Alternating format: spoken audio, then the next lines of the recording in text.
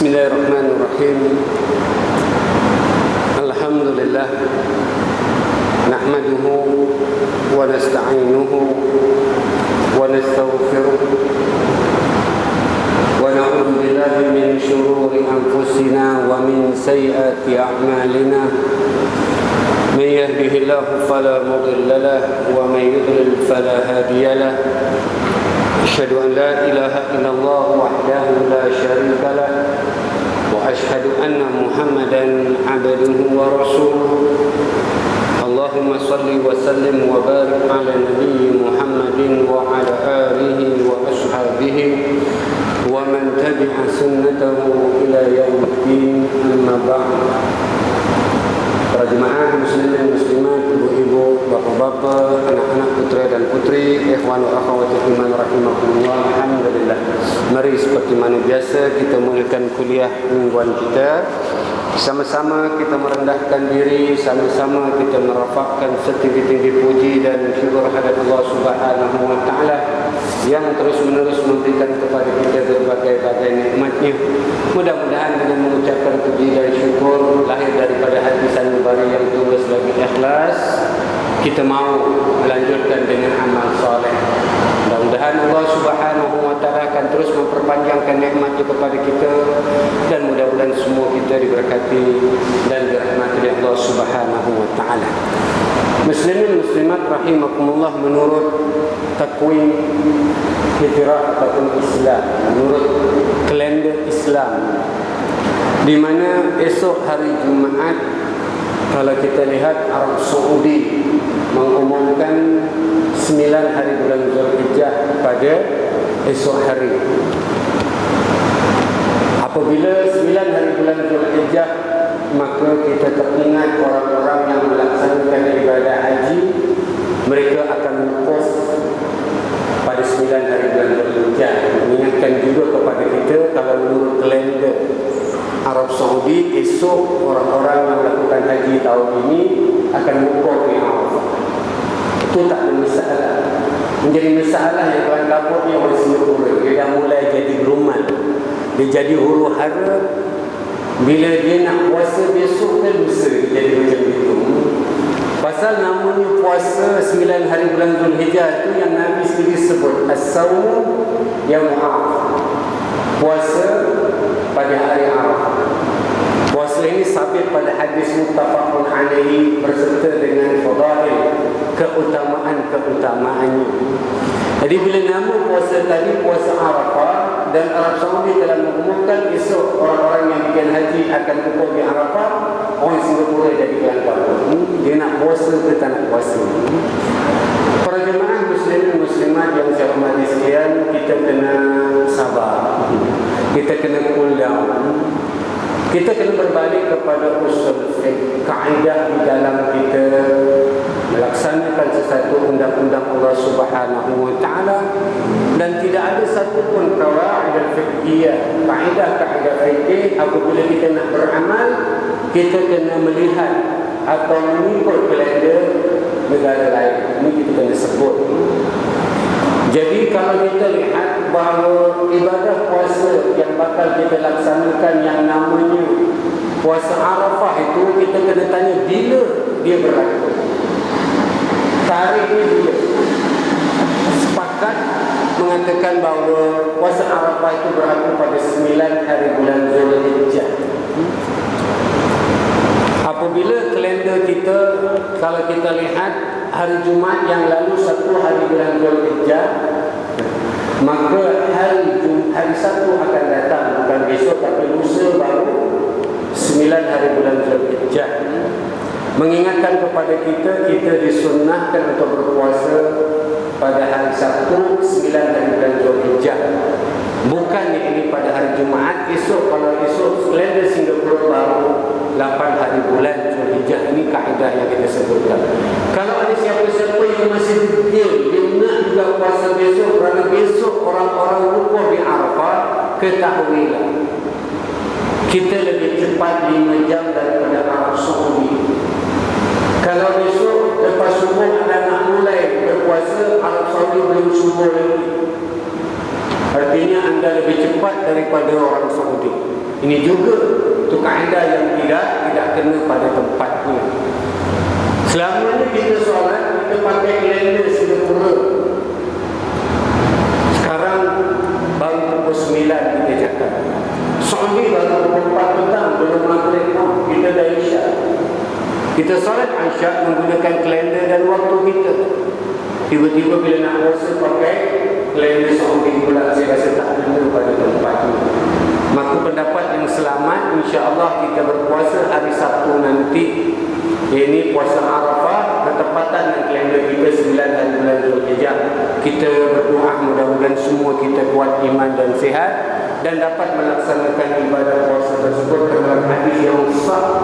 Kata Nabi, as-sawmu Arafah yukaffiru sanatul madiyah.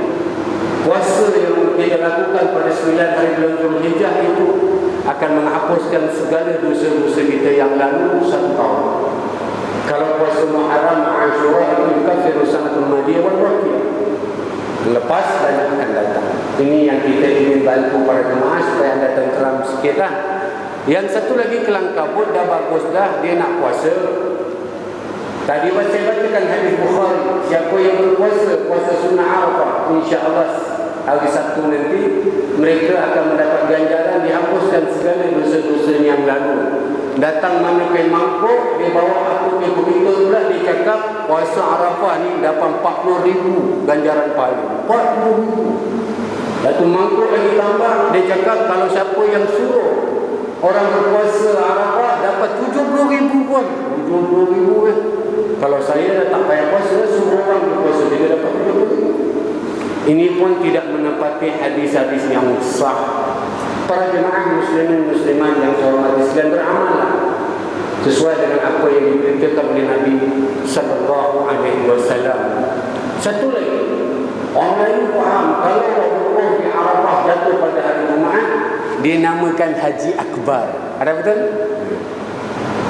Tak ada orang lain yang tak terima ni, semua orang lain terima. Haji Akbar. Haji Akbar ni cakap melebihi 70 kali haji daripada mana-mana haji. Oh, jangan main-main. Lepas tu dia cakap pula, tak mendapat keampunan direct langsung kepada Allah, dari Allah tanpa perantaraan. Macam-macam fadilah. Para jemaah saya nak bantu anda. Tidak ada satu pun hadis yang sah menceritakan tentang perkara tersebut. Tidak ada satu pun sah. Imam Bukhari mengatakan semua hadis-hadis itu diingkar. Hadis-hadis yang menceritakan tentang kalau siapa yang bikin haji wukuf di Arafah pada hari Jumaat, dia dapat 70 kali lebih daripada orang bikin haji lain. Oh, ini yang kita takut. Kita doakan jemaah Singapura tahun ini berangkat haji dan semua mendapat haji yang mabrur. Kita doakan. Dan ini yang paling penting. Kemarin saya katakan, anda nak bikin haji tamattu ke, haji kiran ke, haji ifrad, belajar dan amalkan. Yang penting haji mabrur. Al-hajjul mabrur laisa lahu jazaa'un ila al-jannah. Haji mabrur itu kata Allah, aku tak ada lagi nak berikan ganjaran melainkan syurga. Itu hadis sahih. Dia nak bikin haji macam mana tak penting. Yang penting dia ikhlas, harta yang halal dan musuh yang baik. Itu betul. Kita minta jangan sampai ada orang yang kacau kepala jemaah haji tahun ini. Dia cakap awak semua beruntung tahun ini kita bikin haji wukuf di Arafah pada hari Jumaat. Kita dapat haji akbar. Kita balik, kita lebih power 70 kali daripada orang-orang lain. Nah, ini dia balik, dia berkepak sikit. Kan? Dia jalan boleh macam, dia tahu tak, aku tahu ni haji akbar. Orang pergi haji tadi dah bagus-bagus, kita nak bersihkan akidah mereka, tiba-tiba dengan kata-kata macam ni jadi rosak kepala orang tadi. Anda faham maksud saya? Jangan. Tidak ada satu pun hadis yang sah yang menceritakan perkara tersebut. Kalau dalam Al-Quran yang menyebut tentang haji akbar itu cerita yang bersangkut paut dengan peristiwa yang sangat besar. Dalam surah At-Taubah ayat yang ketiga bila Allah sebutkan bara'atu minallahi wa rasul. Inilah pengumuman dari Allah dan Rasulnya. Wa yawma haji akbar, dan pada hari haji akbar. Bila haji akbar itu? Haji yang dipimpin oleh Abu Bakar As-Siddiq pada tahun 9 Hijrah ketika Nabi tidak dapat berangkat haji. Tahun itulah turunnya ayat 1 sampai ayat 40 daripada surah At-Taubah. menceritakan putus perjanjian di antara orang Islam dan orang musyrik kita. Mereka tak boleh lagi bikin haji, mereka tak boleh masuk Mekah, habis semua perjanjian. Itulah haji akbar. Kenapa orang lain suka dengan cerita-cerita karut macam ini? Pasal orang Melayu pun kadang dia beramal ni, ini macam pergi shopping center lah, buy one get one free. You buy this, you get this. Beli nanti masuk tabung dapat lagi draw. Dia suka macam gitu. Dalam beramal pun kita macam itulah, suka sangat ada ganjaran macam itu. Bukan main lagi. Macam kemarin kita bulan Ramadan, orang tak kat masjid, puas solat tarawih hari pertama dapat ini, Rabu kedua dapat ini, dapat ketiga, woi, bukan main ni. Siapa semain tarawih hari ke-15 mendapat pahala semua para nabi-nabi. Bukan main hebat. Nabi Nuh di umur 950 tahun nak dapat pahala punya dah susah. Dia semua sembahyang tarawih hari ke-15 dapat pahala semua para nabi. Nabi Nuh kalah, Nabi Muhammad pun kalah. Akal kita tak boleh terima kan? Dan itu bukan hadis lah, semua tidak ada asal.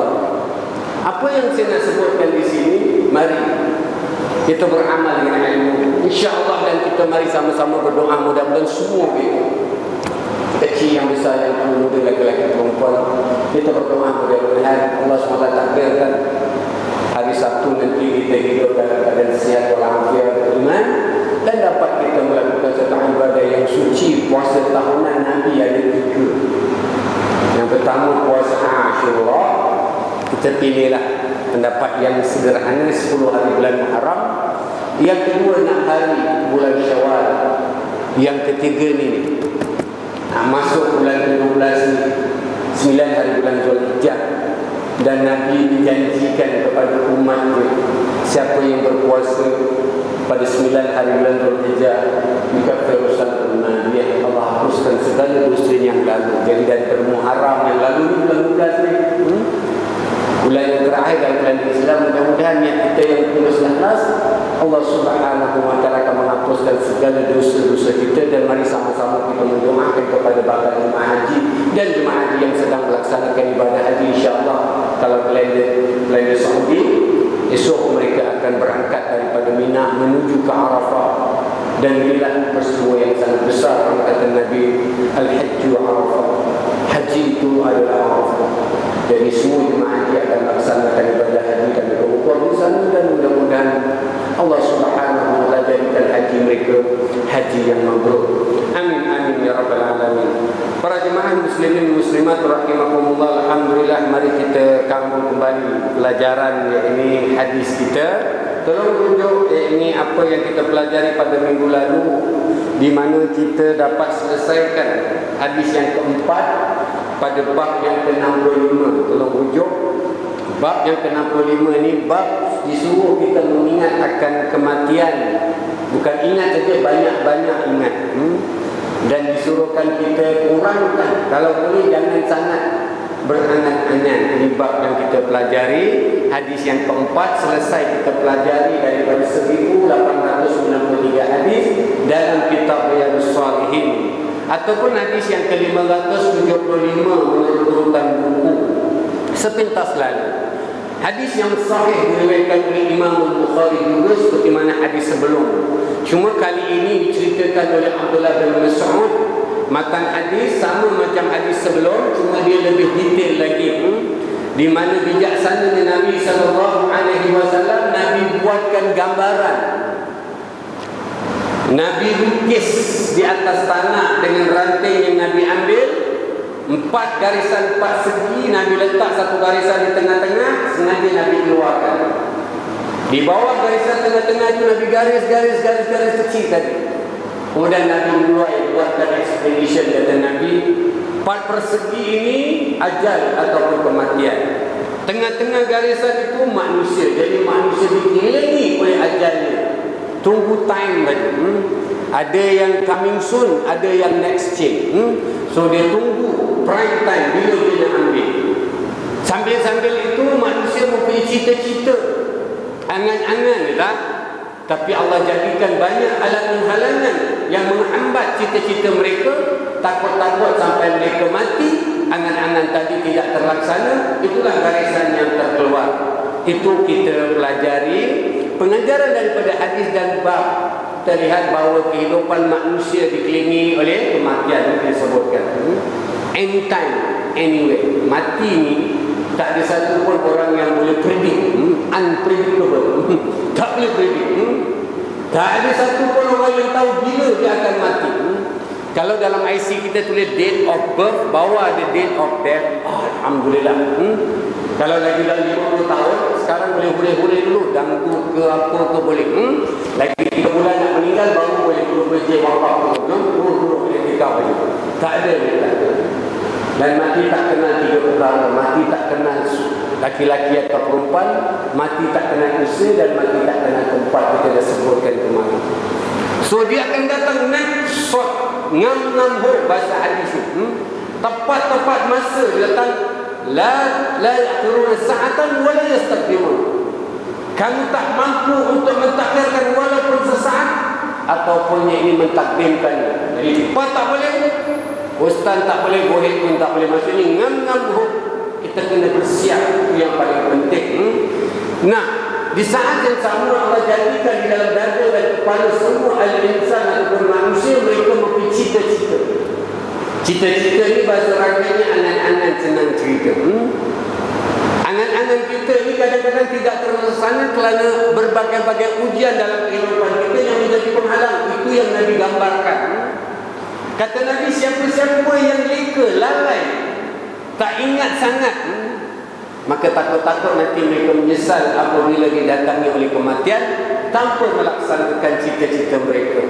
So apa yang disuruh kita pelajari hari ini, letakkanlah cita-cita kita. Maka buatkan rancangan. Hidup ini disuruh kita buat perancangan. Ya ayyuhallazina amanu taqullaha wal tanzur nafsum ma qaddamat lighad. Tu Imam Ibnu Qayyim membaca surah Al-Asr. Wahai orang-orang yang beriman, hendaklah kalian semua siap rancang apa yang bakal kamu persembahkan kepada Allah esok hari. Lil ghadin esok. Disuruh kita buatkan perancangan yang begitu rapi. Yang nak jadi pandai, buat perancangan. Yang nak jadi kaya, buat perancangan. Yang nak maju, buat perancangan. Yang ada keluarga, buat perancangan untuk keluarga mereka dengan rapi dan bagus, buat. Dan ini cita-cita kita. Kesan yang sama kita diperintahkan juga. Angan-angan tadi adalah satu imam yang dia wajib diikuti oleh makmum. Makmumnya adalah amal. Jangan dia buat perancangan jadi imam saja. Makmum tak. Solat tadi tidak dinamakan solat berjamaah. Jadi mari kita pelajari hadis ini dan kita terapkan dalam kehidupan kita supaya kita nak bercita-cita, buat perancangan dan berangan-angan yang betul. Dan kita lanjutkan dengan amal saleh, amalan-amalan yang telah kita siapkan. So jangan jadi macam anak-anak mak jenis. Baik, malam ini kita berpindah hadis. Hadis yang kelima pada bab yang ke-65 ataupun hadis yang ke-576 menurut urutan buku. Dalam kitab ini ada 372 bab daripada 1893 hadis. Kita masih lagi bab yang ke-65 dan hadis yang ke-576 yang ada buku tertunjuk saya bacakan. Hadis yang berbunyi wa an Abi Hurairah radhiyallahu anhu anna Rasulullah sallallahu alaihi wasallam qala بادروا بأعمال سبع هل تنتظرون إلا فقرا منسيا أو غنى مطغيا أو مرضا مفسدا أو أرما مفنددا أو موتا مجهزا أو الدجال فشر غائب ينتظر أو الساعة فالساعة أدهى وأمر رواه الترمذي وقال حديث حسن. Artinya, dan daripada Abi Hurairah, semoga Allah meridainya, sesungguhnya Rasulullah sallallahu alaihi wasallam bersabda, bersegeralah melakukan amalan-amalan yang baik sebelum datang 7 perkara. Mengapakah kamu menunggu-nunggu, melainkan akan tiba kefakiran yang menyebabkan kamu lupa diri, atau kekayaan yang menjadikan kamu orang yang melampaui batas, atau penyakit yang merosak, atau tua yang melemahkan, atau kematian yang cepat datangnya, atau Dajjal, kedatangan Dajjal. Ia adalah seburuk-buruk makhluk gaib yang dinanti-nantikan, atau hari kiamat. Dan hari kiamat adalah lebih dahsyat dan lebih pahit deritanya. Diriwayatkan oleh Tirmizi dan dia berkata hadis ini hasan. Baik, oleh kerana kuliah ini dinamakan kuliah hadis, maka saya tak boleh langkah bendolan. Kita kena lalu dulu. Walaupun kita nak ambil pengajaran iktibarnya daripada matan hadis itu, tapi paling tidak kita kena lalui satu proses yang wajib bila belajar hadis tentang kedudukan hadis. Alhamdulillah, buku yang anda pakai ini satu buku yang sangat elok. Dia bukan cerita tentang hadis. Setiap hadis itu ada siapa yang meriwayatkan dan sekalipun diterangkan derajat hadisnya. Kalau riwayat Bukhari, maklum sahih. Riwayat Muslim, maklum sahih. Kalau hadis itu muttafaqun alaihi, lagi kuat, tak? Tapi kalau hadis yang diriwayatkan selain Bukhari dan Muslim, dia kena letak hadis itu derajatnya. Hadis ini, kalau anda lihat disebutkan rawahu Tirmizi. Dalam bahasa kita diriwayatkan oleh Tirmizi. Maksudnya Imam Tirmizi meriwayatkan hadis ini dalam kitabnya. Imam Tirmizi kunyah, nama panggilannya Abu Isa. Nama dalam IC Muhammad bin Isa bin Sawra bin Musa bin Ad-Dihab As-Sulami Al-Bukh At-Tirmizi. Tirmizi merujuk kepada yang ini nama dia. Tirmizi kampung tempat dia dilahirkan. Muhammad bin Isa ini dia lahir pada tahun 209 Hijrah di salah satu bandar berada di utara Iran yang dekat dengan sungai Jaijun. Nama kampung itu Tirmizi. Jadi orang yang lahir di situ dirapatkan kepada yang Tirmizi. Macam Bukhari, kan? Jadi orang-orang yang lahir pada kampung tadi, maka dirujukkan kepada nama kampungnya. Macam kita kenal Abu Hurairah Al-Yamani, orang Yaman. Abu Musa Al-Ash'ari, orang Bani Ash'ar. Kalau kita lihat Abu Nu'man Al-Kufi, Imam Abu Hanifah Al-Kufi, orang Kufah. Kalau kita lihat ada sahabat yang disebutkan Al-Madini, orang Madinah. Sama Imam Tirmizi kerana lahir di Tirmizi, satu kampung yang nama Tirmizi, maka dinamakan Tirmizi.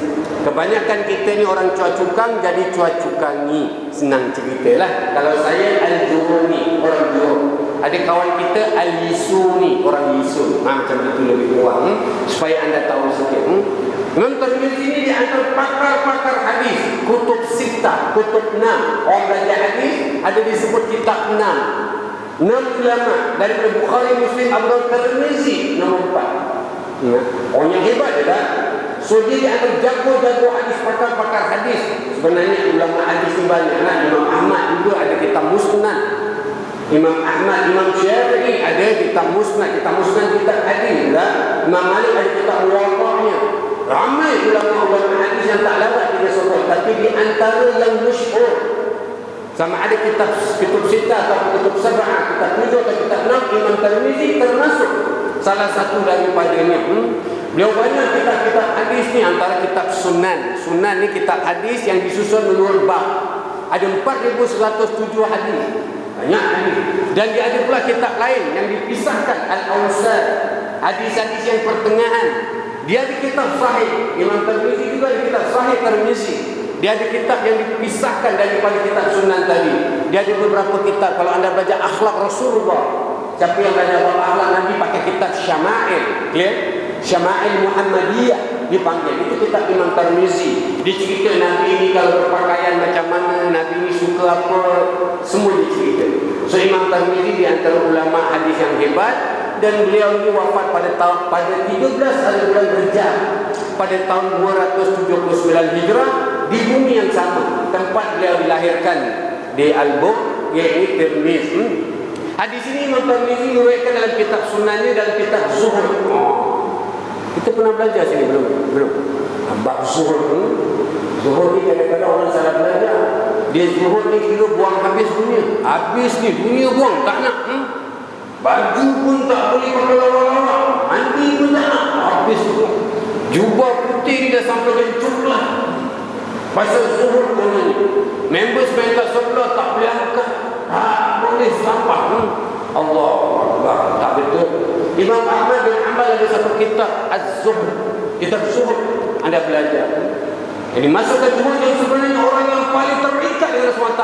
Dia tak ada cerita sikit pun tentang nak pakai baju berlapuk ke, tak ada. Cerita orang yang apa pun tentang Allah itu zahid Allah. Itu namanya zuhud. Dia tak zuhud, dia buang dunia. Kerja ni tak boleh, nanti tak dapat solat berjemaah, tak kerja. Kerja ni subahan, berhenti kerja. Dah tak kerja. Pasal nak selain berjemaah ni tak masjid. Baguslah dia tak, tapi tak kerja. Duduk kat belakang tangga tu macam orang pengalau bini, dia makan lagi prata. Tak kerja. Kalau semua orang Islam macam ni, habis terlungkup dunia ni, tak? Semua tak nak kerja tu. Dia salah faham tentang zuhud tadi. Habis tak nak hias diri, mandi pun tak nak, baju pun berkelada. Janggut panjang nak sunnah, bagus sudah. Tapi nanti perata dia pakai bawah tangga tu, tergantung-gantung kat tepi sampai maghrib, masih lagi tergantung lagi. Orang tengok pun ngeri. Itu bukan zuhud. Imam Tirmizi dalam kitab sunannya itu bab zuhud, zahid Allah, orang yang mengutamakan Allah Subhanahu wa taala. Hadis ini diletakkan dalam kitab itu bab ma jaa fil mubadarati bil amal. Bab ni pelajaran kitabnya kitab zuhud, disuruh kita apa-apa yang diutamakan untuk mubadarah, bersegera di dalam melakukan amal. Anda tengok, ini nama zuhud. Bab itu.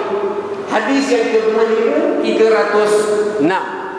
Dalam kitab Sunan Tirmizi mengandung 4107 hadis. Hadis ini termasuk daripada hadis yang kedua itu 306. Siapa yang ada kitab Tirmizi dan kitab Sahih itu pun dibawakan hadis ini, tapi ada dikhilafkan. Nah, sekarang bagusnya kita pakai buku ni.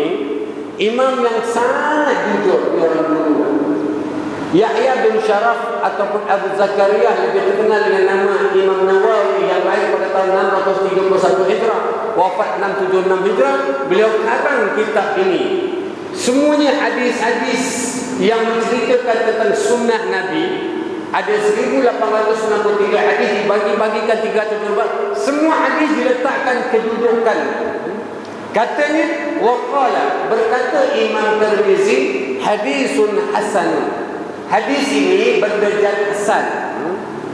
Hasan, saya rasa semua orang tahulah baik. Dia selalu doa, Rabbana atina fid dunya hasanah wa fil akhirati hasanah wa qina azabannar. Ya Allah, berikanlah satu kebaikan bagi kami di dunia dan satu kebaikan di akhirat. Jadi hasan itu namanya baik. Cuma orang Melayu ni, dia kalau laki-laki hasan, orang perempuan hasanah. Kalau laki-laki Hamid, orang perempuan Hamidah, tak? Kalau orang laki-laki Jamil, orang perempuan Jamilah. Dia boleh pakai tam berupa, dia perempuan senang cerita. Orang Melayu dia macam pandai gitu. Orang-orang Arab pun tak boleh berani menunjuk kepada nama perempuan laki-laki berapa. Hamzah ha min Zaid tamur buta. Hamzah ha min Zaid tamur buta. Laki-laki ke perempuan? Ada tamur buta ni. Macam Hamid, Hamidah. Hasan, Hasanah. Jamil, Jamilah. Enggak? Kan? Hamzah laki-laki perempuan. Sayyidina Hamzah pakcik Nabi, tak ada perempuan. Laki-laki, tak ada perempuan. Kadang-kadang kita orang perempuan, kita orang Melayu tak boleh pakai tak. Terbalik pula, kadang-kadang nama agak tu nama laki-laki, orang perempuan pakai. Nama Atiyah. Di Madinah ada seorang perempuan, Ummi Atiyah. Ummi Atiyah, ibu kepada Atiyah. Atiyah ni laki-laki. Tapi di Singapura orang perempuan nama Atiyah.